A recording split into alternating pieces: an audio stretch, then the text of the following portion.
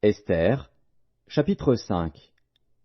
Le troisième jour, Esther mit ses vêtements royaux et se présenta dans la cour intérieure de la maison du roi, devant la maison du roi. Le roi était assis sur son trône royal dans la maison royale, en face de l'entrée de la maison. Lorsque le roi vit la reine Esther debout dans la cour, elle trouva grâce à ses yeux. Et le roi tendit à Esther le sceptre d'or qu'il tenait à la main. Esther s'approcha et toucha le bout du sceptre. Le roi lui dit, « Qu'as-tu, reine Esther, et que demandes-tu? Quand ce serait la moitié du royaume, elle te serait donnée. » Esther répondit, « Si le roi le trouve bon, que le roi vienne aujourd'hui avec Aman au festin que je lui ai préparé. » Et le roi dit, « Allez tout de suite chercher Aman, comme le désire Esther. » Le roi se rendit avec Aman au festin qu'avait préparé Esther. Et pendant qu'on buvait le vin, le roi dit à Esther, « Quelle est ta demande? Elle te sera accordée.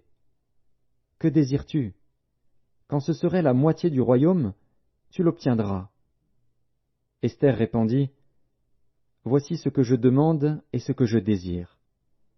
Si j'ai trouvé grâce aux yeux du roi, et s'il plaît au roi d'accorder ma demande et de satisfaire mon désir, que le roi vienne avec Aman au festin que je leur préparerai, et demain je donnerai réponse au roi selon son ordre. » Aman sortit ce jour-là, joyeux et le cœur content. Mais lorsqu'il vit, à la porte du roi, Mardochée qui ne se levait ni ne se remuait devant lui, il fut rempli de colère contre Mardochée.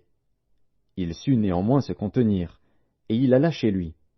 Puis il envoya chercher ses amis et Zeresh, sa femme.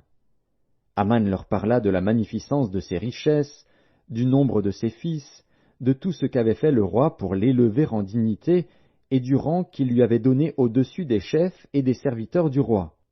Et il ajouta, « Je suis même le seul que la reine Esther ait admis avec le roi au festin qu'elle a fait, et je suis encore invité pour demain chez elle avec le roi.